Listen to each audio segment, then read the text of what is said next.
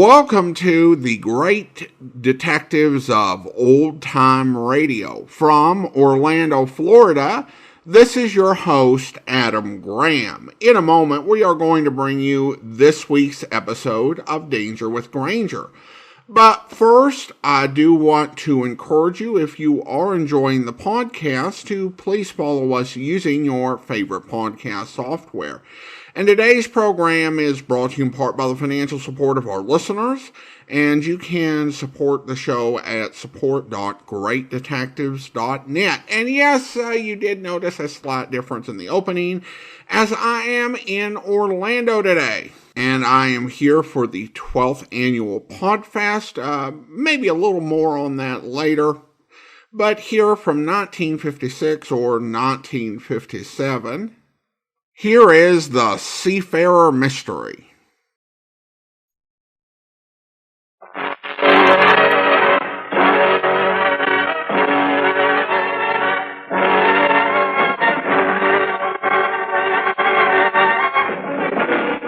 Danger with Grainger.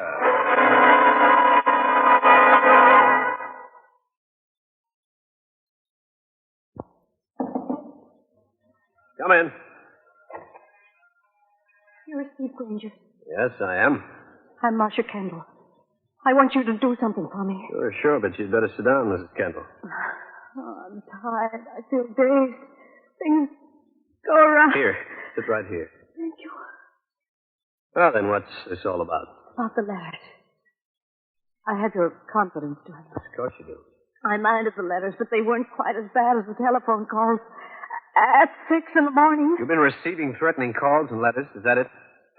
What do they say? Always the same things. The letters, the voice on the telephone. I recognized his voice, his handwriting. Do you know this man? He's blackmailing you. Certainly I know him. He's my husband. You mean your own husband is sending you threatening notes? Yes, he is. Well, that certainly should be easy to stop. I don't think so, Mr. Grainger. Why not? Because my husband died 3 months ago.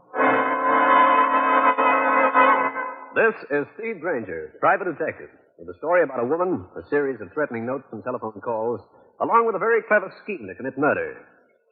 In just a moment, I'll take you back to one of my most interesting cases.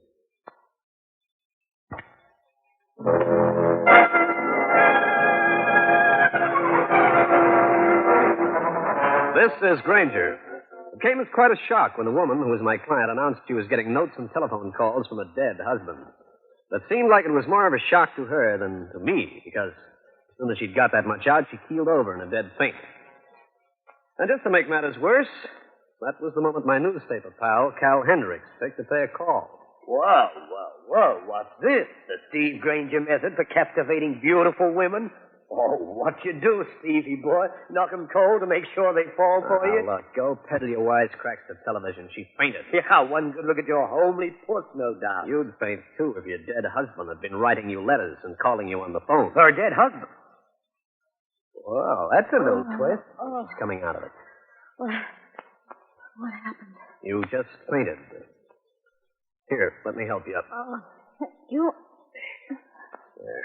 Well, this is a friend of mine, Cal Hendricks, Mrs. Marcia Kendall. How do you do, Mrs. Kendall? Then maybe you better go home and have a rest. Like me to call you doctor? No, I must settle this thing. Now, Mr. Grainger, do you remember a man named Clark Kendall?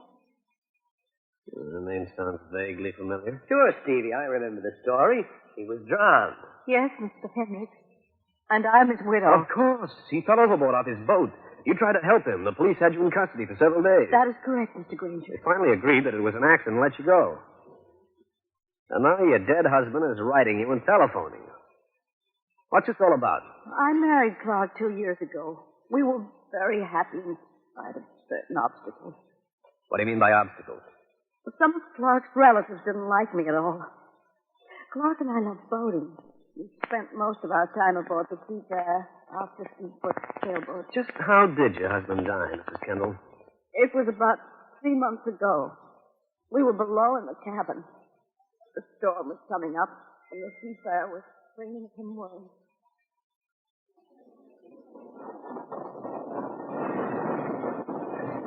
Darling, there's quite a blow coming up. I think I'll go topside and check the line. Oh, but Clark, you've been on deck twice. Surely you must have taken care of everything. Well, I just want to make sure, that's all. You act like you're afraid of a little wind, darling. Well, I am. I am.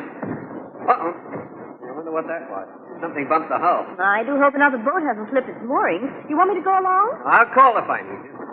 I'll be right back. The wind's come up. Be careful. Don't worry. I'd better close that hatch. It's beginning to rain.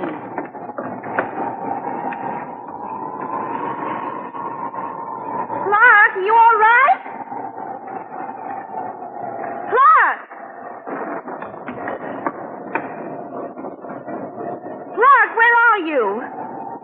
Oh, did that boat come loose? Clark, what are you doing in that boat? Answer me. Clark, where are you? In the water. The life preserver.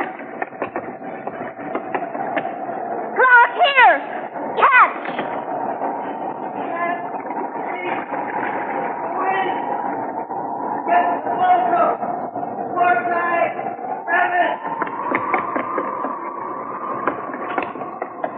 Clark, I got it. I got the boat hook.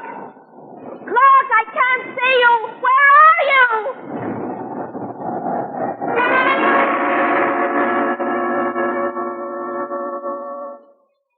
I never saw Clark again, Mr. Grainger. I got in touch with the Coast Guard on the boat's radio. They came out and searched the entire area, but it was too late. But his body was found, wasn't it? Yes, a week later. You identified him? Yes. Look, Mrs. Kendall, don't you think you better go home and get some rest? You're obviously unwell. Why go home? I can't sleep. Got to find out about those letters and telephone calls, and I need Mr. Grainger's help. Very well, Mrs. Kendall. I'd like to have a look at those letters. You have them with you? No, they're at the apartment. I'll pick them up later. And I'd like to have a look at your boat, if you still own it. I do. You can pick up the keys at the yacht club office. I'll telephone you. Which club is it? The Island Yacht Club. Oh, yes, on City Island. I'll go out there today. Here's my card. When shall I hear from you? Probably later in the day, Mrs. Kendall. Thank you. And you, Mr. Hendricks. Oh, I didn't do anything. Goodbye. Well, Steve, you got yourself quite a deal, haven't you? Yeah. I wonder. You wonder what? How much Mrs. Kendall didn't tell us. An interesting conjecture, Stevie. You know, I think I'll go out to that anchorage with you. I'll continue with this interesting story in a minute.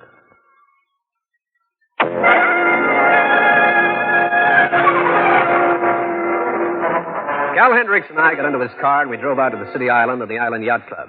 Got the keys to the yacht Seafarer and stood for a moment waiting for Tender to take us out to the boat. I always loved the water, Steve. Ought to buy myself a little sailboat. Yeah, it's an interesting sight. Everybody working on the craft, painting, sanding, varnishing. Oh, here comes the Tender.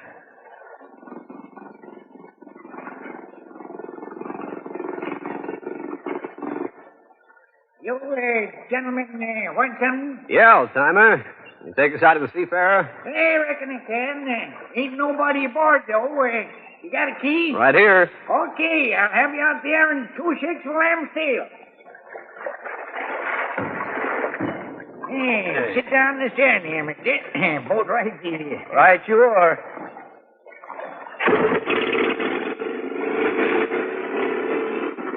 It's, kind of surprising.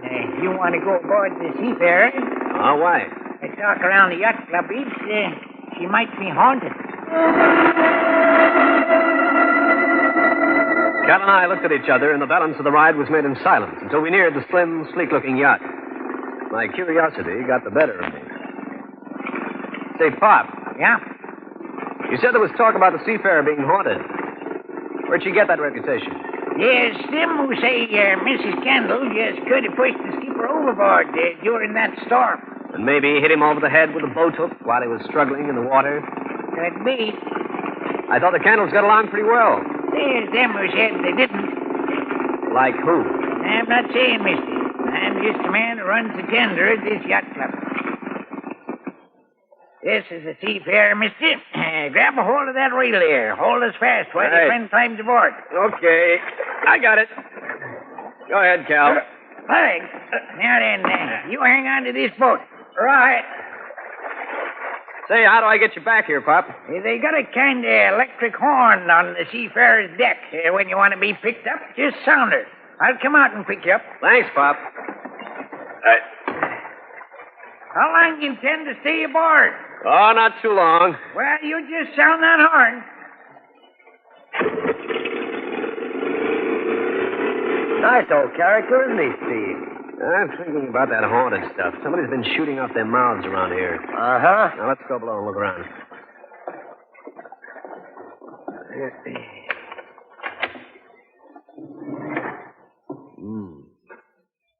Pretty musty down below. Coming along, Cal? Yes, certainly. Wow. Nicely arranged little craft. Say, look at the navigation aid. Ship-to-shore radio telephone. Everything a man would want. Steve. What? That bunk over there.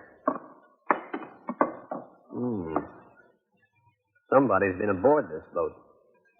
Very recently, too. Cal and I got curious, and we went over the Seafarer from stem to stern. The burner on the galley stove was warm, so was the coffee pot. There was pipe tobacco on the ashtray, but that was all.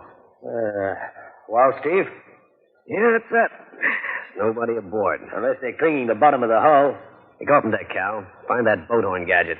Give it a quick blast when we get back to shore. Right. You find it? How's that? Good.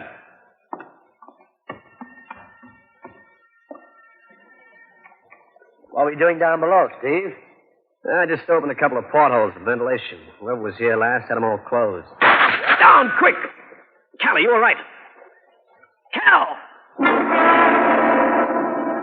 I crawled over to Cal Hendricks, looking around to try and discover the source of the mysterious shot. I saw no one. The newsman lay on his side, curled up like an unnatural kitten. There was no wound. There was a bullet hole through the brim of his hat. Cal! Cal, come out of it! Sorry, Steve. I didn't mean to pass out. Somebody punctured my hat with a bullet. I do the same act. You okay otherwise? Yeah. Hey, here comes Pop. Wonder if he heard the shot. You notice where it came from? No, sound traveled in circles when you're on the water. Imagine it came from the shore, due west. Hey, look. The man running the tender boat. That isn't Pop. So I noticed. Probably a relief man. Yeah, maybe. You fellas want to go ashore? Yeah. Climb aboard, then. Right. You first, Cal. I'll hang on while you get in, Steve. Right. Right, all set, fellas. Okay. Here we go.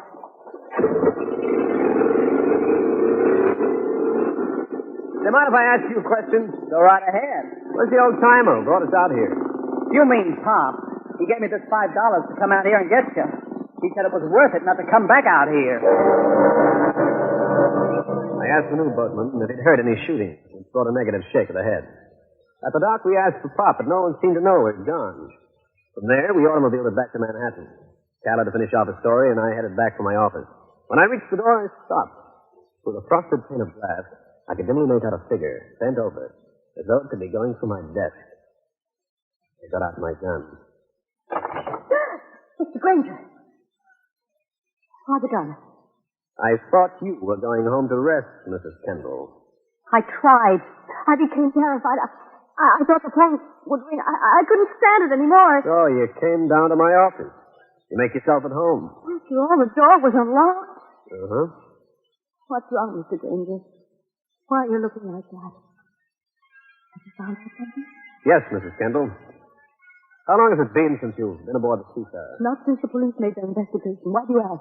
You permit anybody aboard your boat? Of course not. Why should I? Cal Hendricks and I went out to the Island Club. We were aboard the Seafarer. We found a warm stove plus a warm coffee pot. Also some tobacco in one of the ashtrays. You got anything to say? No, I know nothing of this. Who would go aboard the Seafarer without permission? About some of the in-laws. I didn't think they'd trespass. Who are they? They're Clark's sister Anne, his brother Paul. They live in New York? Last I heard, Anne was in Canada. Paul's in Mexico, Veracruz. They're floating, is that it? Paul runs a commercial fishing fleet. It's called the Kendall Company. Mrs. Kendall, why don't you go back home? I can't, Mr. Grainger. I'm frightened. I keep hearing Clark's voice on the telephone. You gotta get some rest.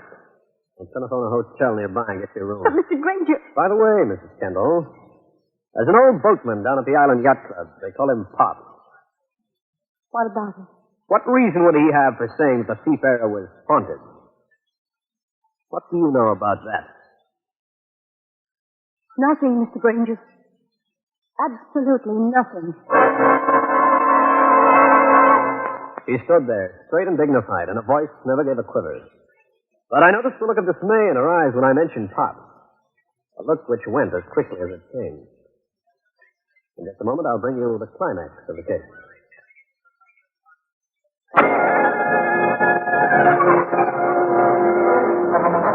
I conducted Marcia Kendall to a nearby hotel and fixed her a room.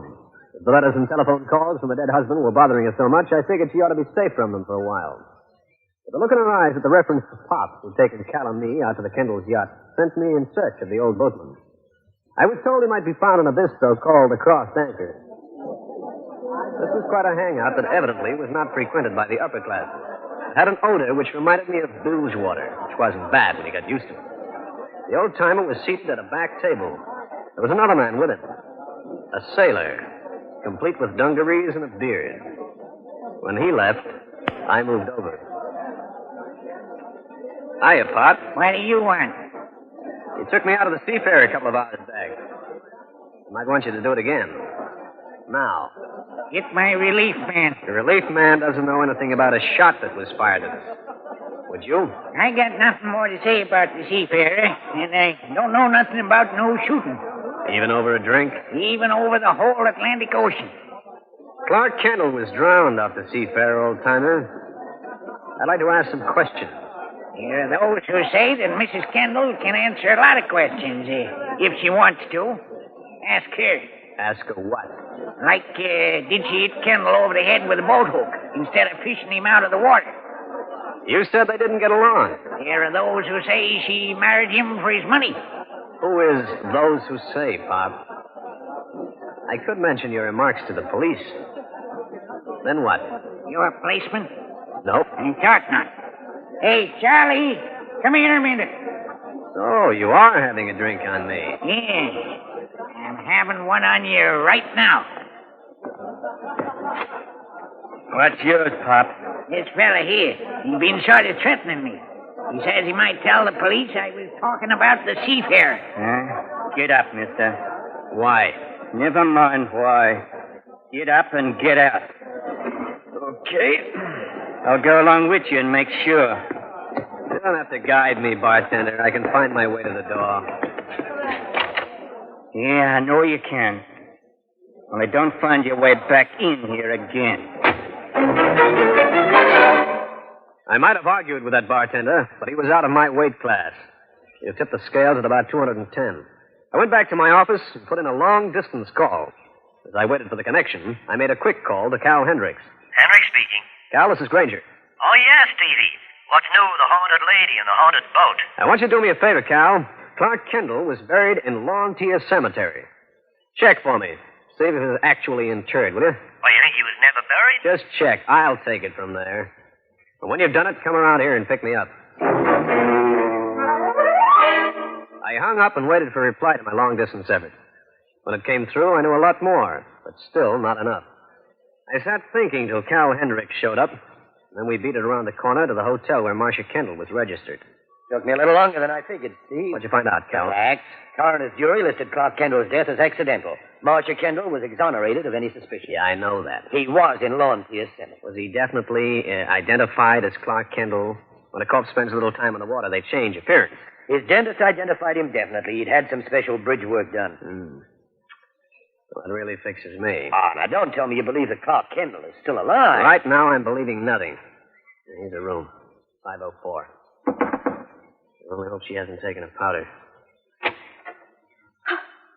Mr. Grainger, I've been so frightened. Come in, please. Thanks, Mrs. Kendall. I don't know what you're scared of.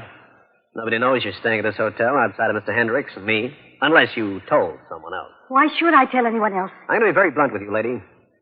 Is it or is it not true that you could have pushed your husband overboard that night? And when he tried to climb back aboard a Seafarer, you hit him over the head with a boat hook. How can you say such things? Why would I employ you to find out who's been making these telephone calls and writing these letters? That's why I'm here, Mrs. Kendall. I want to look at those letters you mentioned.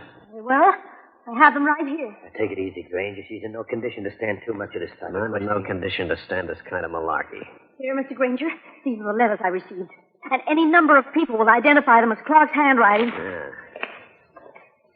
Yeah. You can prove he actually wrote these? I can? Mrs. Kendall, it's impossible for a man buried in a cemetery to write letters. That's what is so fantastic, Mr. Grainger. That's why I came to you. Oh, you've got to believe me. I did not kill my husband. Another thing, Mrs. Kendall, you said these letters were at your apartment. I picked them up when I went home, before I registered at the hotel. Uh-huh. Mr. Grainger, you're thinking horrible things. Go easy, Steve. Shall I answer it, Mrs. Kendall? I think she'd better do that, Cal. Hello? Marcia? It's my husband. Call the receiver away from you so I can listen. I want you to meet me tonight aboard the Seafarer at 10 o'clock. And if you're not there, I'll come after you. That was your husband? Yes. Are you sure? Yes. Yeah. Mr. Grainger, what shall I do? Be aboard the Seafarer at 10 o'clock like he told you, because Cal Hendricks and I will be there, too. And we'll prove whether your husband is really dead or not.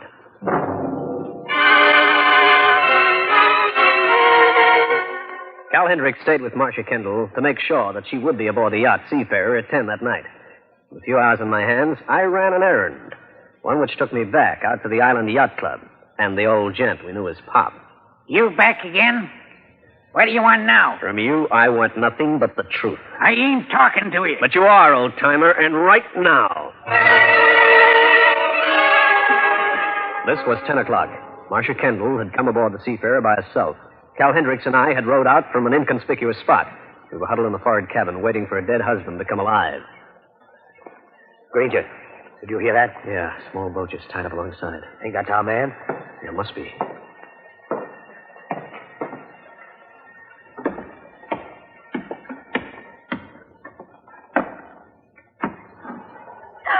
Well, my dear, and how are you? Paul. Not Clark, but Paul. That's right, I'm Paul. But you're supposed to be down in Mexico fishing up the coast.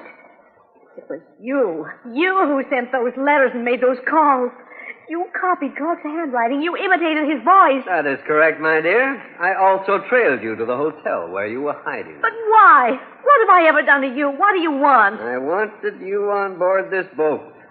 We're going to sail out of this harbor together. Paul, you're insane. I don't think so. You were around the night Clark was drowned. You must have been hiding on deck. You pushed him over the side. Did I? And it was you I saw huddled in the small boat that night. I had dismissed it as imagination. Very shrewd, dear sister-in-law. Why did you do it? I hated him. And you. You're going to notify the police. On the ship-to-shore radio? It's disabled, darling. Let go of me. Oh, no. First, I was going to take you with me. I still am, but I don't think you'll complete the entire trip. You're hurting. I'm going in there and get that carriage. Okay. Help! Help! You're wasting your breath, my sweet. There's no one to help. That's where you're wrong, Kendall. What? The detective? Get away from her, Kendall. And give up my shield? Oh, no, Grainger. You won't shoot so long as I hold her in front of me. Be careful, Mr. Grainger. He's out of his mind. Oh, I am I? I'll show you. All of you. Mr. Grainger, he got a gun. Well, friends, that's the story. I'll be back to wrap up the case in just a minute.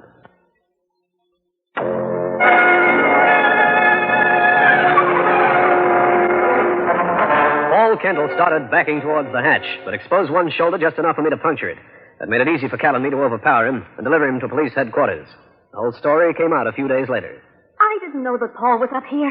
He was supposed to be down in Veracruz. He had a run of bad luck. Came up here to try to get money from your husband. How'd you find out about that, Steve? I telephoned the offices of his company in Veracruz.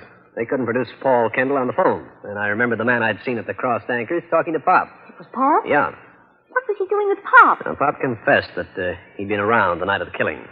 He saw your brother-in-law push your husband off the boat. And didn't say anything? Paul Kendall promised him a job in Mexico, if he'd help him out. There was also Pop tried to scare Cal and me, too, by firing at us when we were aboard the Seafarer. Your brother-in-law will probably go to an institution for the criminally insane. Insane? Oh, it's... Catch her, Cal. She's passed out again. I got her. Good. Take care of her. Hey, where are you going? Home, old boy. This is one time where you're left holding the baby. Steve Grainger again. You just heard one of the most interesting cases in my files. I'll have another one for you. So be around next time.